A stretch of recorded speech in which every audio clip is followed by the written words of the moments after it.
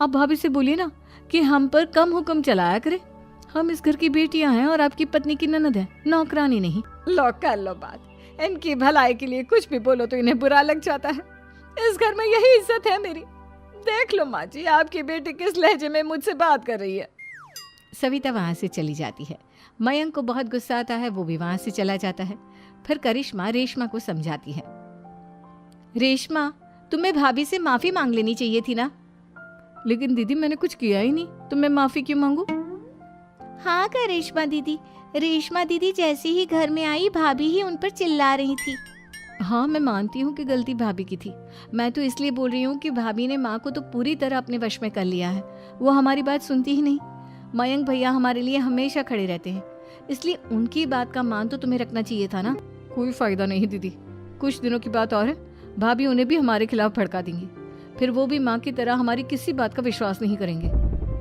इसी तरह सविता अपनी तीनों ननदों को किसी न किसी बात पर परेशान करती रहती थी। एक दिन मयंक अपनी तीनों बहनों के लिए गिफ्ट लाया। करिश्मा, ये तुम्हारे लिए हार का सेट, रेशमा तुम्हारे लिए सुंदर सी ड्रेस, और मनीषा तुम्हें किताबें पसंद है ना, तुम्हारे लिए किताबें लाया हूँ। थैंक यू भैया। थैंक यू भैया। थैंक यू भैया। करिश्मा, तुम्हारा नेकलेस कितना सुंदर है, ये भैया कहाँ से ले आए होंगे? मैंने भैया को 3 दिन पहले फोन पर ये डिजाइन दिखाया था और आज भैया ये ले आए। सविता तो अपनी ननदों के गिफ्ट्स देखकर जल गई और करिश्मा का नेकलेस तो उसे भी बहुत पसंद आया था। अपनी बहनों के लिए कितना अच्छा नेकलेस लेकर आए हैं, मुझे कभी कोई गिफ्ट नहीं दिया।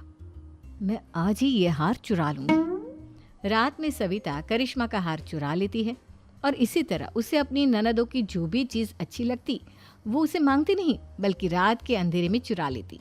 इसी तरह दिन बीतते गए और सविता ने मयंक के दिल में भी उसकी बहनों के लिए नफरत पैदा कर दी। एक दिन मयंक ने करिश्मा और रेशमा के लिए रिश्ता देखा और ये बात उसने घर में सबको बताई। माँ, करिश्मा और रेशमा के लिए बहुत अच्छा रिश्ता आया है, वो लोग कल इन्हें देखने आ रहे हैं। आप और सविता मिलकर सारी तैयारी कर लेना।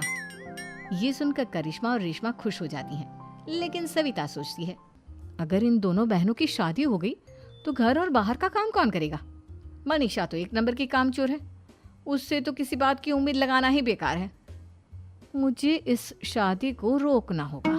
अगले दिन सभी लड़के वालों के स्वागत की तैयारी करने में लगे होते हैं। तभी मयंक अपनी बहनों से आकर कहता है, तैयार हो गई तुम दोनों?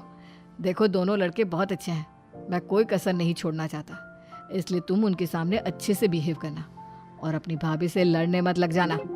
करिश्मा, तुम वो नेकलेस पहन लो ना जो मैं तुम्हारे लिए लाया था। भैया मैं बहुत देर से वो नेकलेस ढूंढ रही हूँ।